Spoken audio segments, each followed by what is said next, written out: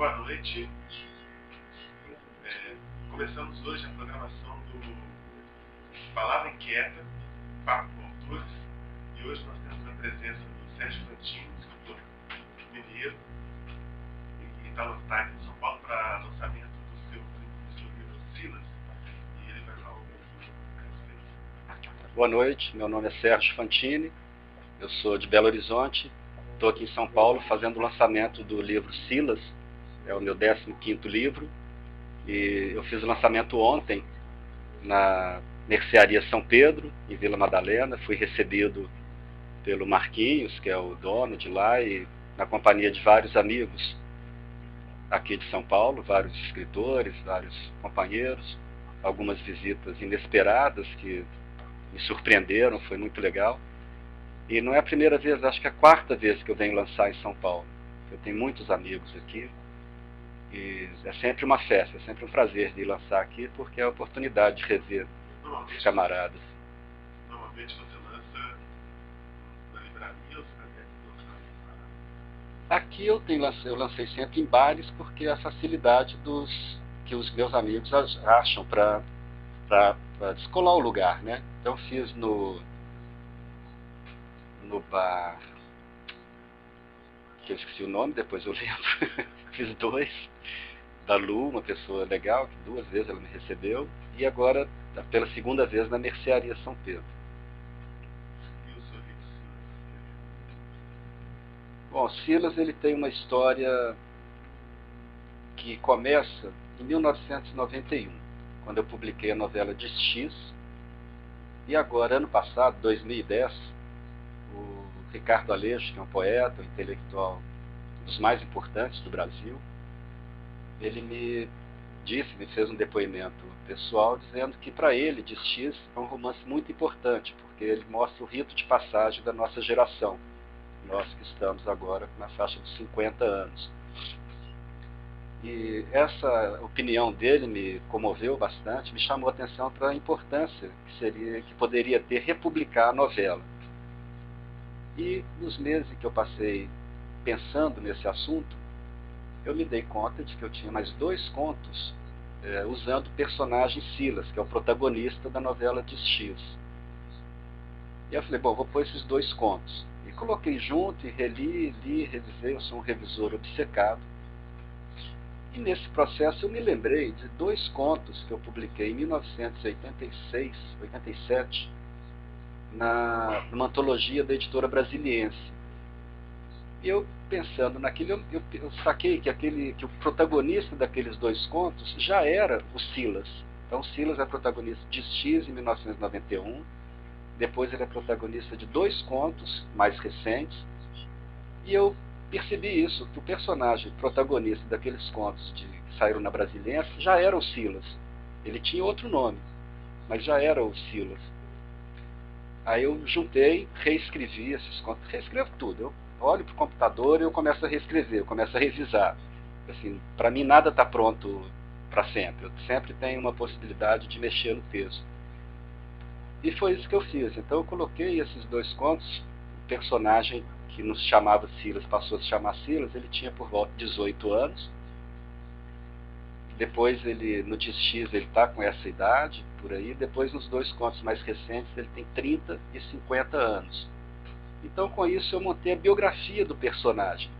O que ficou interessante, biografia de pessoas reais. Eu fiz a biografia de um personagem. E através de contos, através de textos literários, não uma informação sobre o personagem. É o próprio personagem contando a sua história em alguns momentos da sua vida.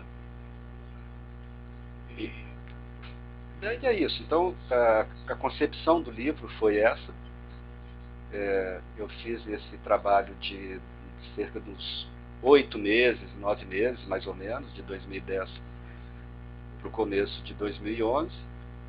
E aí veio a coisa da editora, que em 2008 eu lancei um livro de contos chamado A Ponto de Explodir. O escritor e editor Carlos Fialho, de Natal, gosta muito desse livro. Ele gosta tanto que ele comprou, uma certa vez, uns 15 exemplares para dar de presente para os amigos dele. E mais recentemente, agora em 2010, ele queria comprar mais, e eu não tinha mais para vender. Era edição independente, eu que vendia, eu não tinha mais. Aí ele propôs fazer uma segunda edição do livro. E como eu estava nesse processo de revisar o Silas, estava com o livro para ficar pronto, eu propus a ele. E ele topou na mesma hora. Então a gente fez pela editora Jovens Escribas esse livro que foi lançado agora em maio e que a gente está trabalhando com ele, né? Fiz o lançamento em Belo Horizonte. Desculpa. Depois lancei em Natal, João Pessoa, Fortaleza. Ontem lancei aqui em São Paulo e amanhã eu lanço no Rio de Janeiro. E já estamos programando um tour pelos estados do Sul, para agosto ou setembro.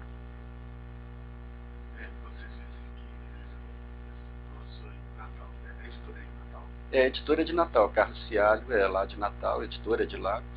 Ele tem um sócio que mora aqui em São Paulo, Daniel Mincione, que foi ontem no lançamento, eu conheci ele ontem, cara super gente fina. E a editora é de lá. E a editora patrocinou a minha excursão ao Nordeste. Então, além de a editora patrocinou, editou o livro com os seus recursos e ainda patrocinou a minha ida ao Nordeste para fazer esses 3 lançamentos lá. É uma coisa super interessante isso, porque é uma editora pequena que acredita no autor, né? Tem muita editora por aí que você tem que pagar e tal. É um processo normal, da realidade, nenhuma crítica a isso. Mas uma editora pequena acreditou no meu trabalho, a ponto de, inclusive, patrocinar a minha ida, né, na região Nordeste para fazer esses 3 lançamentos. E vamos fazer mais ainda na região Sul. Então está super boa essa relação, uma relação de escritor para escritor. Muito legal isso. É bacana essa coisa da editora estar aqui, porque você tem uma coisa descentralizada, você tem a maioria das editoras brasileiras. No Sul também tem algumas, né? Mas a maioria dessa é claro, no eixo. Paulo, principalmente São Paulo e depois Rio de Janeiro. Isso. Então você tem uma região periférica do Brasil que tem a coragem de fazer isso. Pois é, essa é uma coisa que para mim está sendo uma novidade, fazer essa reflexão, ainda não amadureci essa reflexão, mas o próprio uso do termo região periférica do Brasil, né, que a gente tem uma tradição de considerar que é periférico, mas por quê? É periférico a quê? Qual que é o centro do Brasil? Percebe? Claro, existe um centro geográfico, mas nesse caso a gente está usando um tipo de preconceito. É como se onde nós estamos é o centro de tudo, né? E não é verdade, né? E o Nordeste tem uma vida literária super forte, tem tradição literária, e essa reflexão que eu tive com vários escritores, alguns que eu conhecia por correspondência, alguns eu passei a conhecer lá, me deram vários livros, muito livro editado com programas de governo, tá? No Ceará, tem muita coisa boa lá no Nordeste. Um livro que Pedro Salgueiro organizou uma antologia de literatura fantástica do Ceará desde 1800 e não sei quanto, ainda não li o livro, é um livro grosso, super interessante, de poemas, contos, trechos de romances, de literatura fantástica, um livro maravilhoso, né? Então, tem muita coisa acontecendo lá, então lá não é periferia do eixo Rio-São Paulo, lá é uma centralidade também, né? Mas, de certa forma, eu concordo plenamente com o que você está falando, mas é periferia literária, na verdade, isso que a gente acabou de falar, periferia em termos de centro editorial. Nesse caso, sim, aí tudo é periferia, né? Aí fica, tudo que é fora de São Paulo vira. Eu acho que a gente tem que buscar, né, mudar esse discurso para tentar mudar a realidade, né? A gente mudando a nossa visão, né, de mundo, a gente vai poder tentar mudar a realidade em seguida. O JP Alves fez uma pergunta, mas antes de passar para a pergunta dele, que vai se encaixar um pouco, queria que você falasse um pouco sobre esse personagem, o Silas. Quanto que ele tem de personagem autobiográfico, quanto que ele é um personagem puramente ficcional, quanto que ele seria um Ele é totalmente ficcional, mas como tudo que eu escrevo, e eu acredito que 90% dos escritores, da obra de 90% dos escritores, tem alguma coisa da vida das pessoas, do autor. Então tem coisas que eu vi, que eu vivi, que eu ouvi, que eu li, né, que eu ouvi falar, então tudo entra na literatura. E a literatura que eu faço é muito essa do cotidiano, da vida real. Né? Então eu uso elementos, né, como quase todo mundo, os elementos da vida que eu conheço. Né? Mas não é nada autobiográfico, não é um alter ego. Esse nunca me ocorreu. Agora, né, nas entrevistas sobre o livro, é que eu pensei, é engraçado, eu nunca pensei que o Silas pudesse ser meu alter ego. E até pensei, vou achar um alter ego para mim. Porque o Silas já não dá, porque ele já não é. Mas pode ser interessante, né? Criar um personagem para funcionar como alter ego. Tá? Deve ser interessante terapeuticamente. Né? Mas não é, não. O Silas ele é um personagem à parte. Apesar de ver coisas no seu mundo ficcional que eu tirei da vida real, obviamente, como qualquer outra coisa que eu tenho escrito, os poemas que eu fiz, é tudo, né, linkado com... Você estava falando do poema do suicídio, né, que você me perguntou há pouco. Não é porque eu algum dia tenha pensado em suicidar aquele poema, é porque é a minha visão de mundo que em algum momento eu vi que, assim, de uma forma muito amarga as coisas. E a minha visão de mundo é ligeiramente acinzentada. Por isso eu faço literatura e não desenho florzinhas em camisetas. Né? Eu ia fazer bonsai, sei lá. Não sei, mas nada contra o bonsai. Mas é porque eu tenho uma visão contundente, né? Uma opinião crítica da vida, é que eu escrevo. É uma forma de me comunicar com esse mundo, não é para mudar o mundo. É uma forma de me relacionar com o mundo a partir de uma visão amarga, enfim, pode-se usar vários adjetivos nessa linha para tentar entender, para eu tentar entender como que eu vejo o mundo. É o Einstein que tem um livro sobre como eu vejo o mundo. Sobre o Einstein. Eu queria te perguntar como é que foi que você começou. Qual foi a sua... O Silas é o primeiro novela, não é a primeira novela? Esse livro não é uma novela. A novela é Destis. É uma novela. Destis é uma novela que eu fiquei em 91, depois em 2000 e agora de novo. Cada vez de uma forma diferente. Eu sempre reviso e ela está completamente diferente do que era há 20 anos. Completamente não, mas está bem diferente do que era há 20 anos. Agora é o texto de um escritor com mais de 30 anos de prática. E naquela época era um escritor com 20 anos menos de prática literária. Então, claro que eu acho que o texto hoje está muito mais perto do melhor do que era há 20 anos. Então, Destis eu só tenho essa novela, que é a Destis. Os outros são contos e cada um numa forma. Por exemplo, no Materiais, a história do Materiais também eu gostaria de contar, porque o Sebastião Nunes, ele gostava... Destis, quando foi lançado em 91, teve uma recepção ótima. Muito, muito boa. Assim, fui muito feliz assim, nas críticas que eu recebi. E o Sebastião Nunes, que é editor, ele achava... Eu fiz uma edição pocket, pulp mesmo, papel jornal, uma capa laranjada, de propósito, queria que ficasse parecendo um livrinho de banca mesmo. E o Tião ficava brigando comigo. Né? Esse livro é muito feio, texto bom, mas um livro muito feio. Vamos fazer uma edição bonita, com um projeto gráfico dele, que ele é um excelente artista gráfico. E eu falei, vamos fazer, mas não vamos publicar só o Destis de novo, porque ninguém vai comprar, né, bicho? Pô, comprar só porque está com uma edição mais bonitinha. Aí eu coloquei mais 2 textos. Sweet Bar, que é uma coletânea de contos, que se passam em bar, né, obviamente. E Rugas, que é um conto dividido em várias partes. Poderia falar, uma novela. Não é uma novela, eu acho que é um conto com uma sequência longa de vários trechos. Bom, então tem essa coisa, cada texto, né, cada conto, eu busco uma forma própria para ele. Né? Às vezes faço uma coisa mais linear, uma história que é contada de uma forma mais convencional, digamos. Mas, no geral, o que me atrai, o que me excita na literatura é buscar uma forma que seja diferenciada. Não estou querendo mudar o mundo, ser o inaugural de nada. Vou usar fórmulas pouco usadas, né? Eu procuro fazer coisas diferentes porque é o que me dá a emoção da literatura, descobrir formas diferentes para contar as minhas histórias. Era isso, né? Pois é, materiais é esse livro que eu fiz com a editora do Bolso, do Tião Nunes. Ficou de X, reescrito, mais rugas, mais suíte bar. Daí a gente fez o materiais. Esse livro que a gente lançou em 2000. E também foi super legal, teve recepção muito boa também.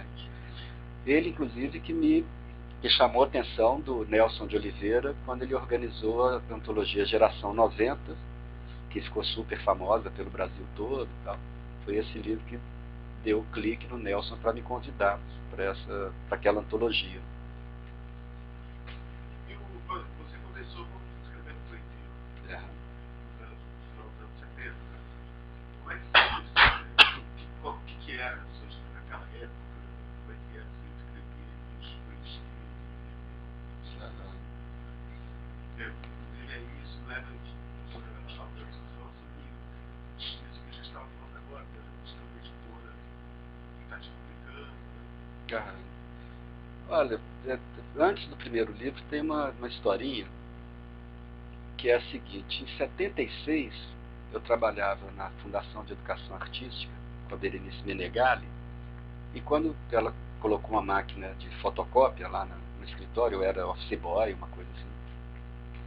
Eu vou confessar um pequeno delito aqui agora. Um dia depois do expediente eu tirei umas cópias, tirei uma dúzia de cópias.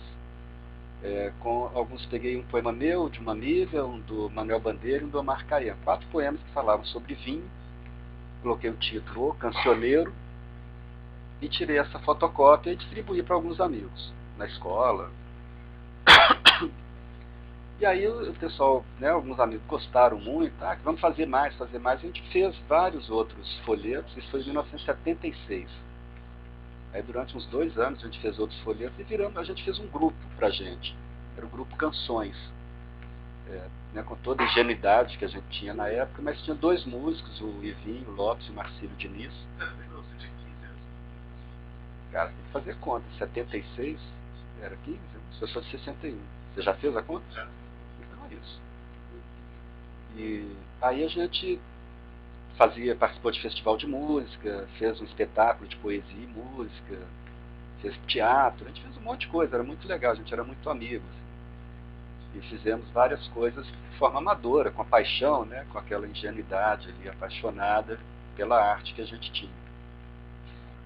E em 79 eu resolvi fazer um meu livro de poesia. Agora eu vou publicar um livro meu. E por que isso? Porque eu via pessoas, eu sabia que existia, né, um movimento que na época chamava Marginal, de poesia marginal. Tinha alguns contatos, eu via algumas pessoas, poucas pessoas em Belo Horizonte, principalmente Rodrigo Leste, que é da área de teatro, mas também é poeta. Eu vi ele vendendo o livrinho dele, bem simplesinho. Eu falei, vou fazer o meu também. Aí 2 colegas desse grupo Canções também quiseram fazer, e cada um fez o seu livrinho, e a partir daí eu não parei, porque eu tive uma resposta boa também com esse primeiro livro de poemas. Aí no ano seguinte eu fiz outro, e até 1985 eu fiz 7 desses livrinhos, né, artesanais, e com isso passei, obviamente, a me corresponder com gente do Brasil todo. Então, o Nicolas Der,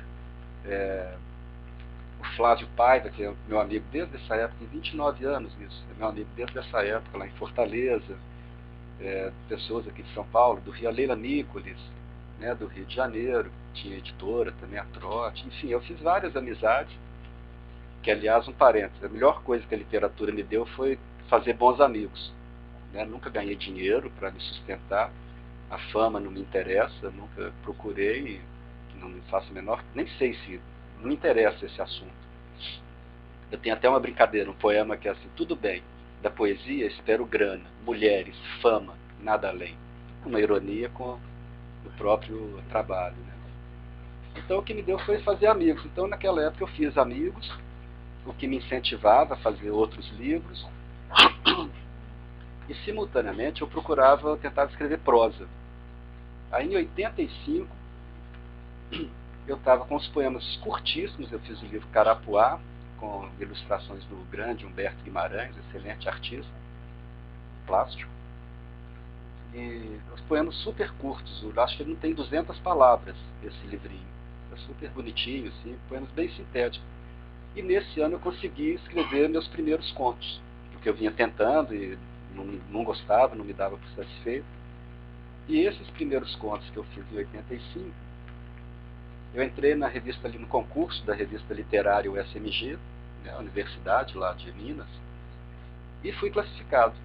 Então eu falei, pô, os primeiros contos que eu escrevo, eu já tenho uma recepção positiva. E me motivou para continuar escrevendo. Eu continuei, e aí vem essa história que eu já contei um pouco aqui. Bom, isso é essa pergunta que eu tive que você respondeu agora, ela encaixa na pergunta do JP Alves. Na verdade, ela, o JP fez essa pergunta dele, já talvez esteja mais ou menos respondida, mas ele estava perguntando se você batalhou muito para conseguir contar com a editora. Não, as 3 editoras com as quais eu já publiquei, foi a primeira do Bolso. Primeiro foi a do Bolso, que é do Sebastião Nunes, que já era meu amigo. Depois foi a Ciência do Ocidente, aqui de São Paulo, do Joca Terron, que já era Coleta Seletiva, que é um livro de poemas. Ele é a reunião dos prêmios amigos? Por isso tem esse nome. Ele é a reunião dos que eu considerei, eu e alguns amigos, consideramos os melhores poemas dos livros que eu já havia publicado. Como era tudo livrinho muito artesanal, muito pequeno, mimeógrafo, tiragens pequenas, aí quando o Joca me convidou para publicar alguma coisa com a Ciência do Ocidente, eu fiz essa proposta e ele topou. Então a gente fez o Coleta Seletiva. Então o Joca, que já era meu amigo, e que continua sendo, teve ontem lá no lançamento, gente fina toda a vida, e agora o Carlos Ciali, que quando quis comprar livro, que quando ouviu minha proposta, já era meu amigo também. O Carlos Ciali foi lançar o livro dele lá em Belo Horizonte, a convite de outra pessoa, que me pediu para ajudar. Então eu ajudei ele com a imprensa, e né, ciceroneei o Fialho pela cidade, a gente levei ele nos shows, e assim, né, a gente fez o que a gente faz sempre. Essa coisa, voltando a esse assunto dos amigos. A melhor coisa da literatura é quando você conhece um cara bacana. Então, um cara que assim, super, né, aberto, assim, despretensiosamente, recebeu um camarada que eu não conhecia, não tinha nenhum motivo né, já tinha alguém fazendo contato para ele. Mas fui na brodagem, né, uma coisa que eu sempre digo assim, é tudo brodagem. Quando você faz a coisa na boa, você vai ter retorno bom. E eu, de uma certa forma, tudo que eu faço é uma forma de corresponder a alguma coisa que eu já recebi. Eu sempre tive muita sorte, né, assim, com a literatura, com meus livros, com os recitais. Eu fiz muito recital com um grupo que a gente teve uma época, enfim. Então, quando eu faço alguma coisa por alguém, é esse espírito. Eu estou retornando alguma coisa que já me veio de bom, e isso vai se retroalimentando. Sacou? Assim, só coisa boa vai rolando, se você faz coisas legais. É um papo parecendo meio... Mas é isso mesmo. Sabe? Você faz coisas legais, você vai ter coisas legais. Então, foi isso. O Fiab, então, foi esse terceiro amigo, que é editor, que fez o Silas comigo. É um jeito de multiplicar, né? Você deu a bola aqui. Claro. A bola tá boa, tá boa. Tem um filme bonitinho que fala... Como é que chama aquele filme? Você lembra? Que o menino recebe uma tarefa na escola de fazer alguma coisa boa para mudar o mundo. Ele pensa 3 coisas, aí as coisas se multiplicam. Tem um nome bacana, até que a memória hoje está uma tristeza. Mas ele é um filme super legal. Que assim, é isso. Você faz uma coisa boa que você tem obrigado... você tem que fazer uma coisa boa para 3 pessoas, que vão ter que fazer cada uma delas para mais 3, então tem uma progressão geométrica ou aritmética, sei lá, que faz com que num minuto milhares de pessoas estejam fazendo coisas boas. Eu acredito muito nisso, né? Então eu recebo coisa boa e eu devolvo coisa boa. É o lance bacana da vida. Ainda o artista perguntando se você acha que os concursos literários são uma ferramenta importante para autores independentes. Não só para autor independente, Isa. O concurso ele é uma forma de não só revelar novos talentos, como consolidar outros. Então, quando o cara já tem uma certa experiência, já publicou e mesmo assim depois ganha um concurso, está consolidando aquilo, confirmando que ele tem. E acontece os novos talentos também. Lá em Belo Horizonte, a gente tem um concurso há mais de 60 anos, que é realizado pela prefeitura, chama Concurso Cidade de Belo Horizonte, que recentemente teve uma categoria Poeta Estreante, que foi vencido pela Ana Martins Marques, de lá de Belo Horizonte. No ano seguinte, ela entrou, tinha poeta estreante e tinha o poeta comum. Ela entrou no poeta comum e ganhou de novo. Então, assim, revelação, né? Ela publicou o livro dela e agora ela já foi contratada por uma editora grande. Antes de fazer o próximo livro, a editora já pegou, você é minha, e já assinou um contrato com ela antes do livro estar pronto. Quer dizer, isso é sensacional, graças a um concurso. Ela tinha uma boa recepção, né? Tem, ela é uma excelente poeta, né, bicho? Ela é muito boa. Então, o caminho natural, né, está sendo conhecida e tendo as coisas legais, que é, por exemplo, uma editora grande já querendo publicar o próximo livro dela. Isso é bacana. Agora, voltando mesmo ao assunto da falar da editora, e aí tem uma outra questão que fica lá. Tem essa que você batalhou para a editora, e você está falando que não, que vai para a abordagem. Mas agora, e o retorno financeiro? Existe?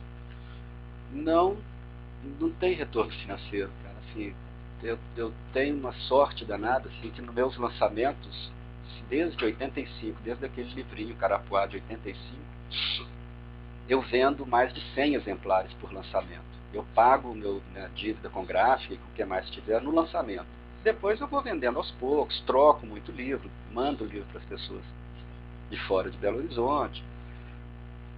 Mas nunca pensei em retorno financeiro. Teve um ano que eu estava desempregado e que eu saía toda tarde para vender livro na rua. Esses primeiros livrinhos eu vendia no mano a mano. Eu ia para a rua e vendia nos bares e tal. Teve um ano que eu fiz, assim, claro que eu não pagava aluguel, mas eu tirava meu sustento pessoal só de venda de livro, porque eu estava me aplicando a isso. Todo dia eu saía como um funcionário. Mas eu gastava comigo, com minhas coisas, eu não precisei de me sustentar para isso. Eu morava com a família, então. Mas eu nunca pensei em ter retorno financeiro, nunca tive a ilusão de que eu poderia viver de literatura. Eu sempre soube que é muito difícil, o mercado é complicadíssimo, né?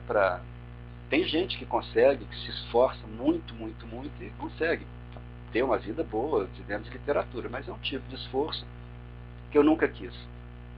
A literatura é meu prazer, assim, é onde eu resolvo questões pessoais, minhas questões com o mundo, minha relação com a sociedade, com o ser humano, etc. E é um prazer de escrever, de publicar, de vender, de circular, enfim, não é uma coisa da grana que me interessa. Nunca me interessou porque eu nunca tive a ilusão de que eu conseguiria algum dia, que eu teria que me esforçar. Não quero isso. Hoje ficou meio que as pessoas, as gerações mais atuais, elas têm um pouco de resistência com aquela outra linha da poesia original de você vender, as pessoas vender na rua, trazer, até porque parece que ficou um pouco demais e acabou não tendo mais aquela proposta estética que a poesia original tinha. Né? Agora, hoje, as novas gerações estão enfrentando outros problemas tão complicados. Como que você vê isso?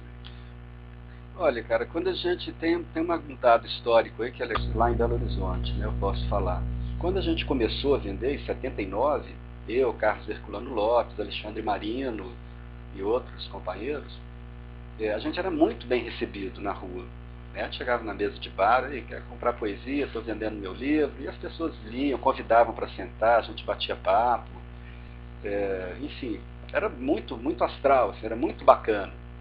Mas a partir de um certo momento, começaram a aparecer pessoas que meio que sujaram a nossa barra. Outros caras vendendo, mas que brigavam com os possíveis compradores, e tinha um trabalho muito ruim literário. Aí quando a gente chegava, não vem esses poetas encher o saco, pô, queimou o nosso filme. Aí a gente parou, quase todos de nós, dessa primeira fase, aí a gente se recolheu, parou de vender na rua. queimou o filme, assim, sabe? Isso de vender na rua. E, é claro, com a idade também, a sua disposição é outra, né? Quando você tem lá 17 anos é uma coisa, você tem 50 é outra, né? Eu até gostaria pelo romantismo da coisa, mas eu sei que a barra hoje é completamente outra, né? A questão da insegurança das pessoas, né? Não dá para você sair na rua mais, né? Agora, por outro lado, essa nova, que você chama de nova geração, que somos nós, né? Estou fazendo a mesmíssima coisa que eu fazia há 30 anos. Nova geração, eu digo, quem está fazendo hoje, quer dizer, todos nós, né? É, tem gente que está começando agora, né? Tem um diferencial que é esse, a internet, né, velho? Tem os e-books, né? Tem milhares de possibilidades que a internet comporta, né? Trouxe uma novidade. E para fazer o livro impresso também, a informática super facilitou. O cara que aprender a mexer naqueles programas, ele monta o livro em casa. Ele escreve, diagrama, faz a capa, faz tudo e manda para a gráfica, se ele quiser. Então isso facilitou demais. Por isso, inclusive, é um dos motivos que faz com que hoje tenha tanto livro publicado. Que eu acho ótimo, tanta editora pequena, média, e eu acho super bom, sabe? Assim, da quantidade você vai ter qualidade. E o que eu acho mais bacana é que é a democracia que existe nisso.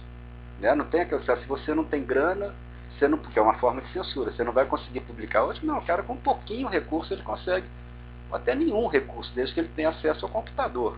Ele pode fazer o texto dele só no plano virtual. Tá bem feito, tá bacana, ele pode ter... Tem várias histórias, né, cara?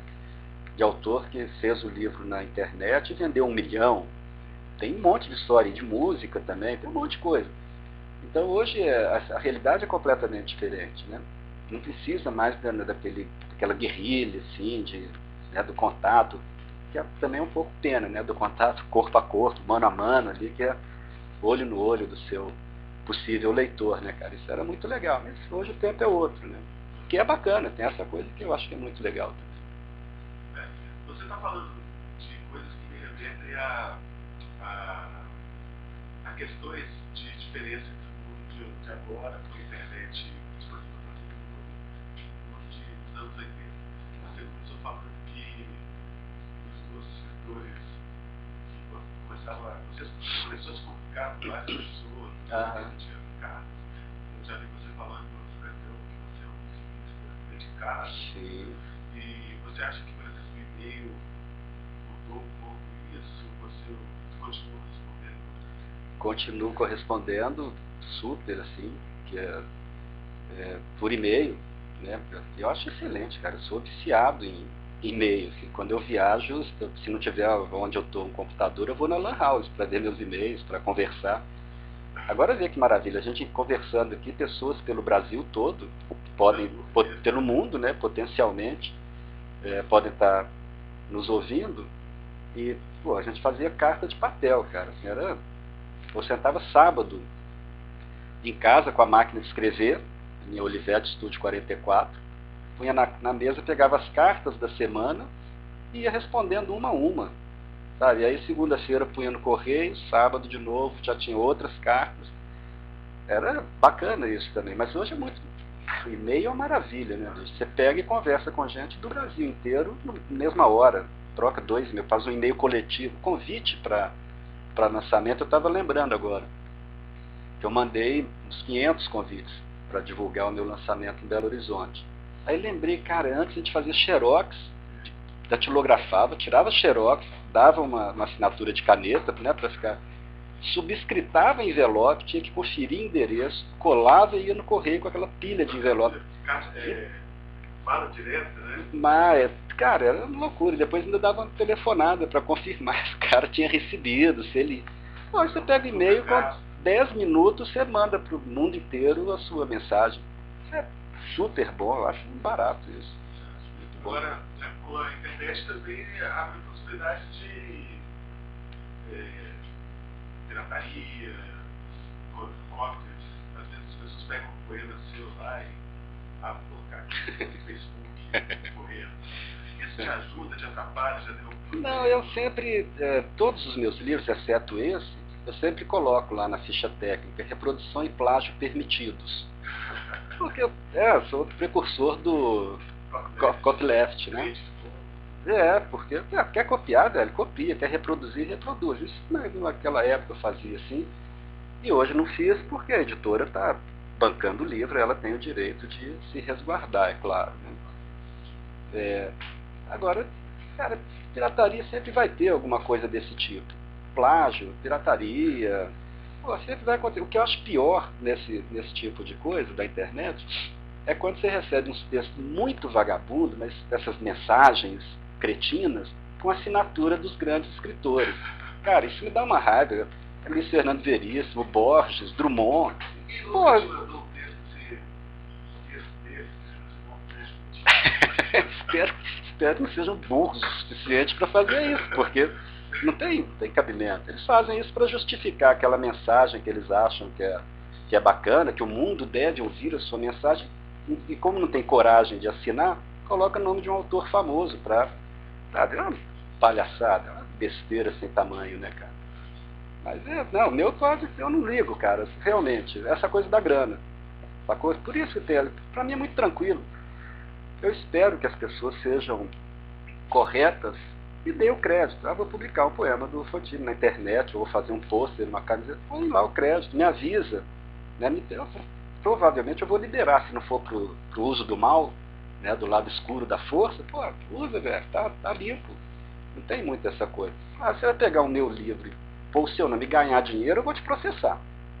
Se não for para ganhar dinheiro, faço, tá tudo certo. Não tem esse apego, sabe, assim, a materialidade do direito autoral. Quero que as coisas sejam dentro da civilidade, da ética. Se der para fazer assim, bacana, a gente vai ter um mundo melhor. Se vai fazer, vai ter sempre gente, uns cretinos fazendo, usando o lado escuro da força, né?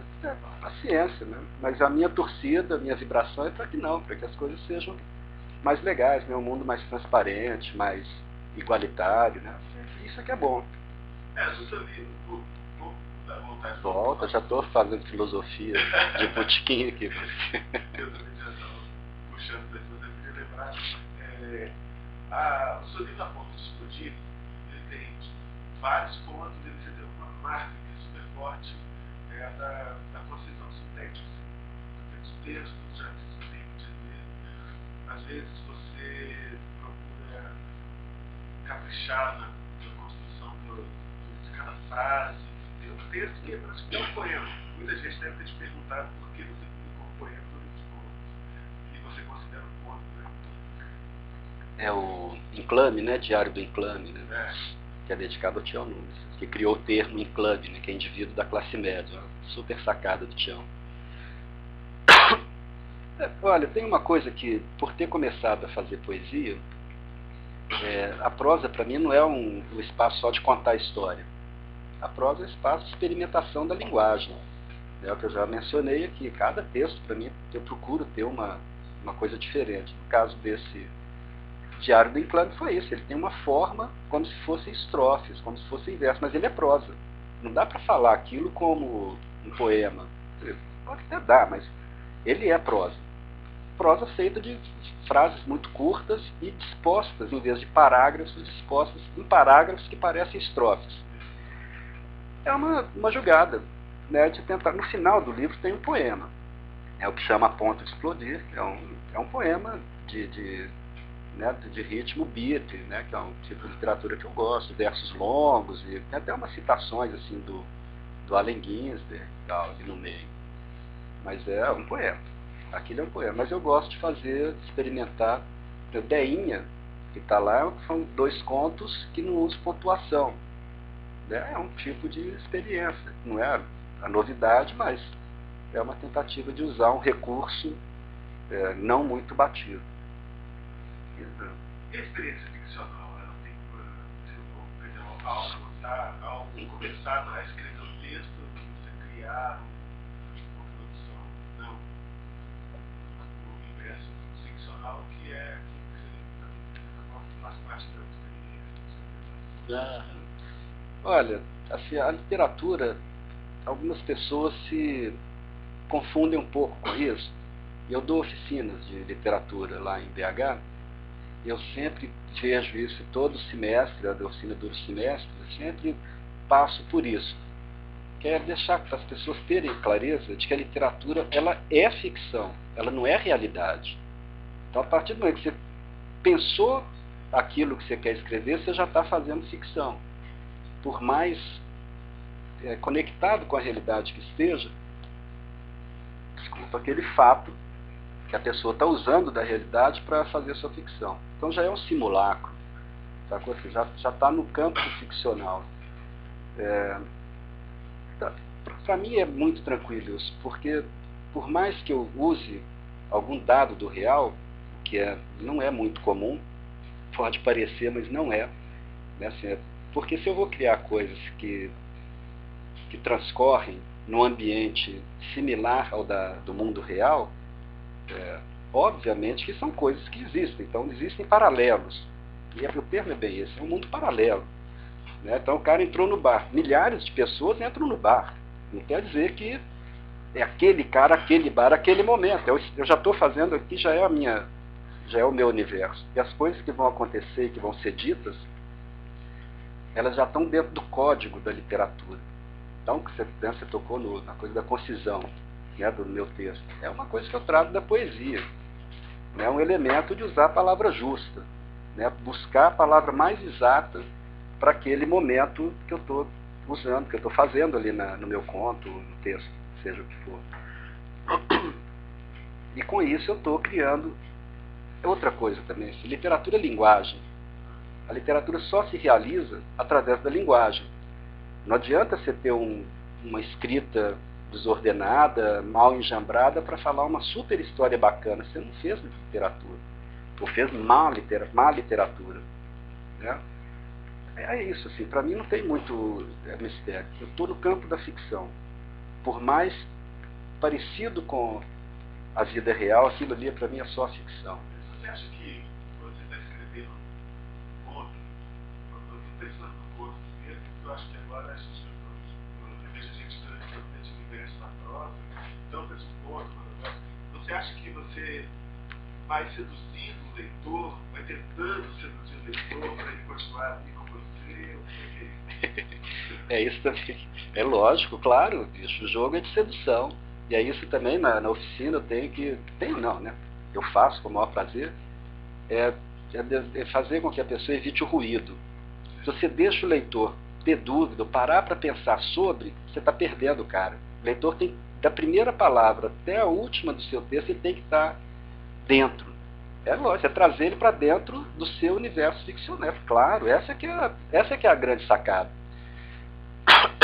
Tem uma história que tem a ver com esses dois primeiros contos que estão no Silas, são esses da editora Brasiliense, que olha como tem a ver isso que você está com isso, né, que você está dizendo, perguntando.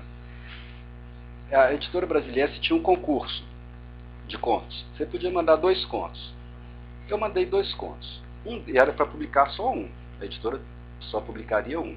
Foram mais de 2.000 candidatos. Eu mandei um conto que era Por que me tornei estuprador?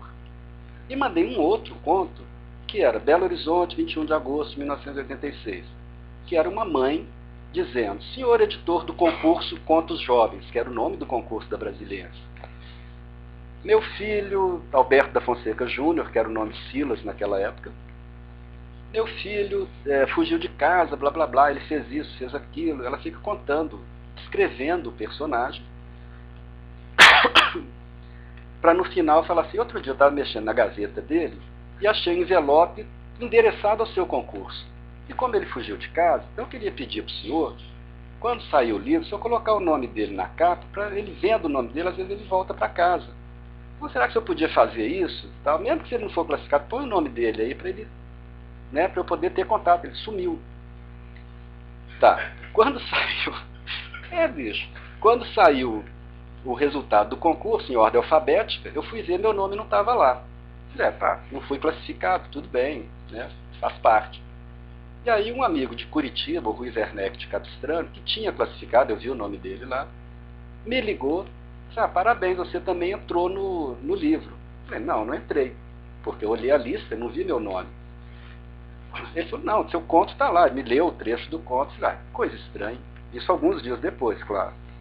Porque ele já tinha tido acesso ao livro. Eu fui na distribuidora da Brasiliense, lá em BH, pedi para ver o livro e estava lá, na quarta capa, o nome do personagem, Alberto Fonseca Júnior e outros nomes, na ordem alfabética. E dentro do livro estava o meu nome, no índice e no conto lá, tá? O nome, Sérgio, e eles colocaram os dois contos. Eu falei, mas que coisa esquisita, o que aconteceu, né? Você jura, assim, eu não entendi, que coisa louca. Aí liguei para a editora aqui em São Paulo, e a menina que me atendeu disse, Sérgio, ainda bem que você existe, porque a gente estava em dúvida se o autor do conto era o Alberto ou se era o Sérgio. A gente colocou os dois. Olha que barato. Então, essa história é sensacional. Então, olha que interessante, assim, um cara, eu, autor, escrevi como se fosse uma mulher, né, o personagem, né, uma mulher, mãe do filho, desesperada do filho que saiu de casa. E as pessoas acreditaram. Esse é o ganho. Sabe? Aí é que está o pulo do gato.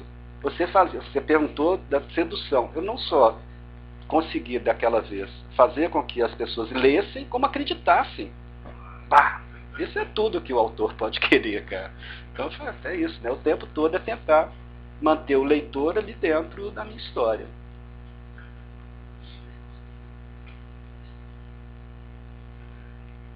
Bom,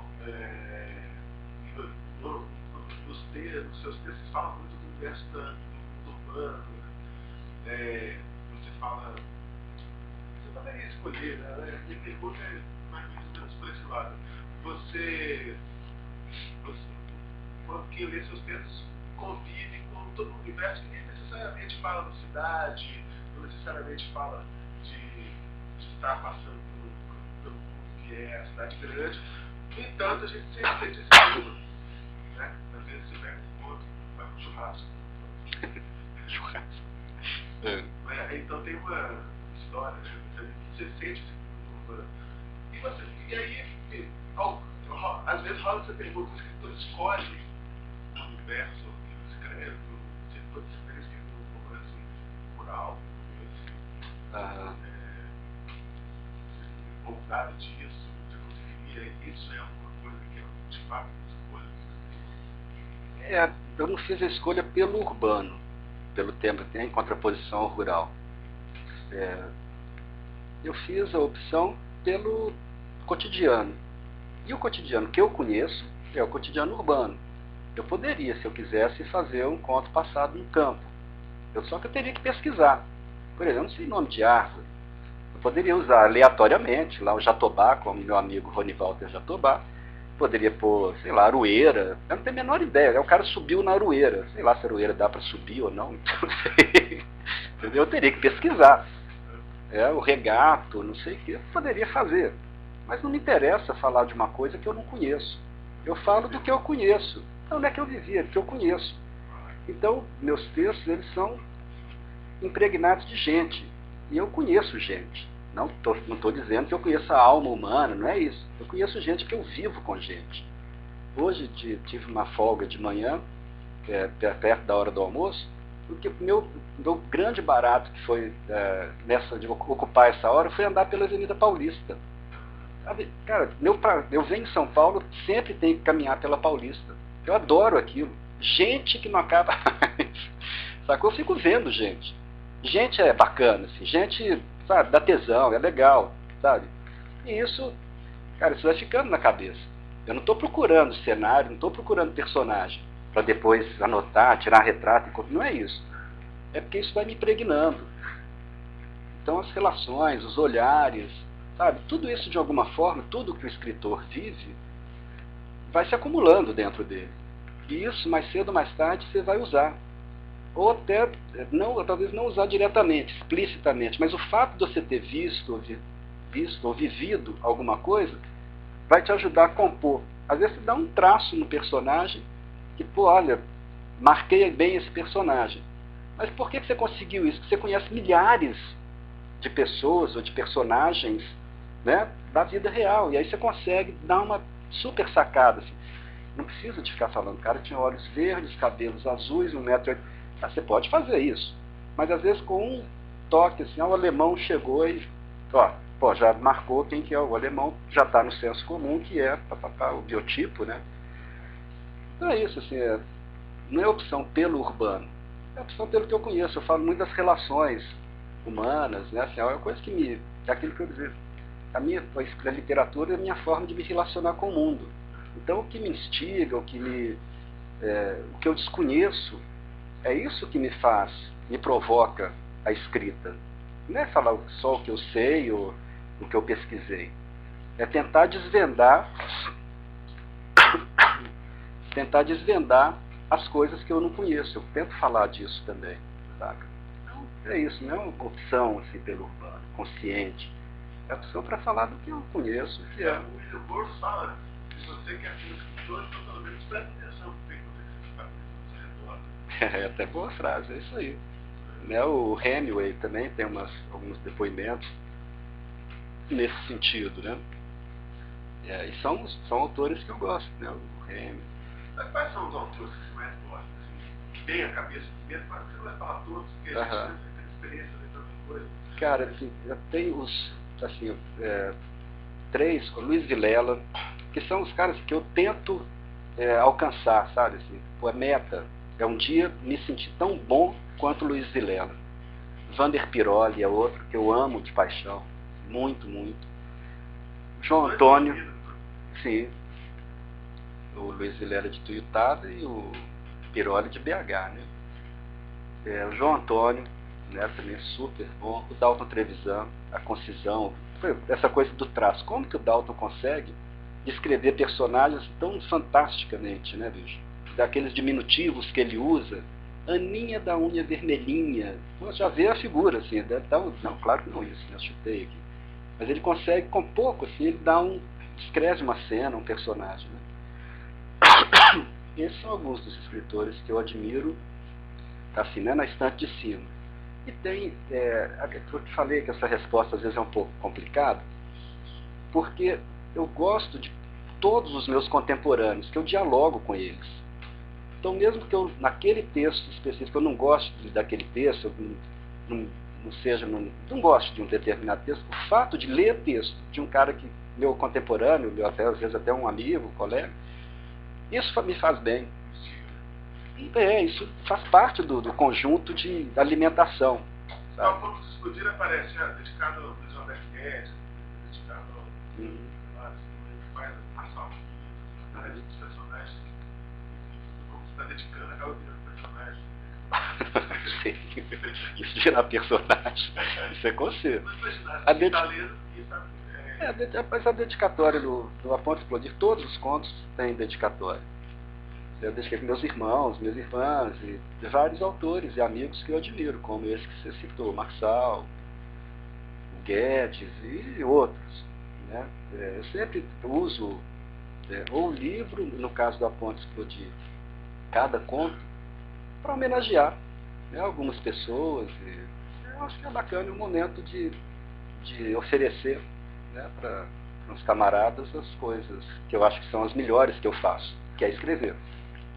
Não que eu seja um melhor escritor, mas o que eu acho que eu faço melhor é escrever. Então, estou te dando aqui, meu amigo, aquilo que eu fiz aqui com uma baita dedicação e tal. Uma forma de presentear. Você ia falar de outros escritores? Pois é, essa coisa do diálogo com os contemporâneos. Então, todos que vocês lembrarem, Marçal, Guedes, Coni Walter, Francisco de Moraes Mendes, Luiz de Fone, Antônio Barreto, estou falando alguns amigos, assim, que eu admiro muito, assim, sabe? Todos eles. Não uma admiração, como eu disse, não é uma admiração submissa, menor. É uma admiração pela capacidade de dialogar com eles. Isso que me mantém ligado, né, cara? Olha que legal as pessoas escrevendo fiável, né? Tem um tipo de literatura que eu gosto, que dialoga, né?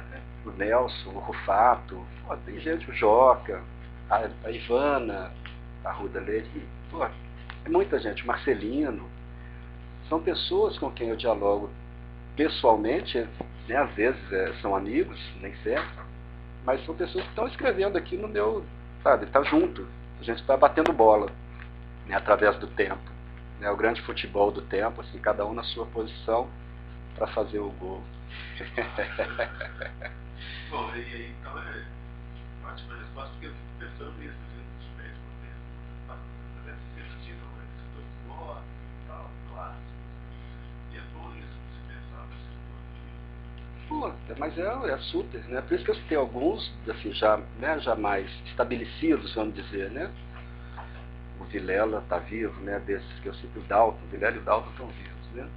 Não quis citar a questão de mortos ou vivos, são caras que já estão numa carreira consagrada e já estão ali estabelecidos como alguns dos melhores.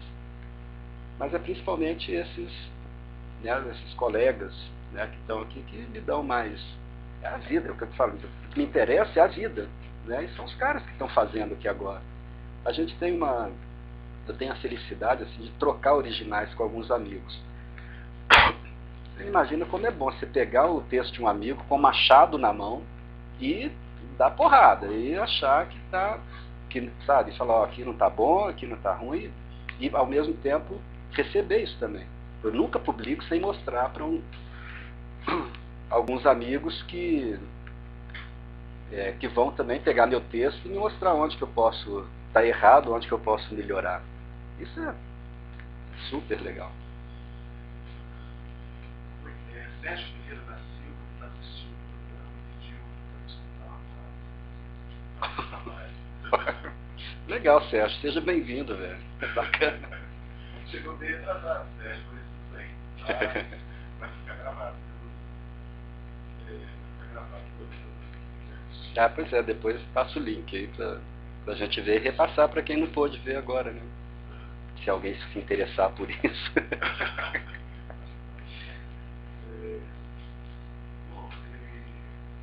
Tá acabando? Já deu?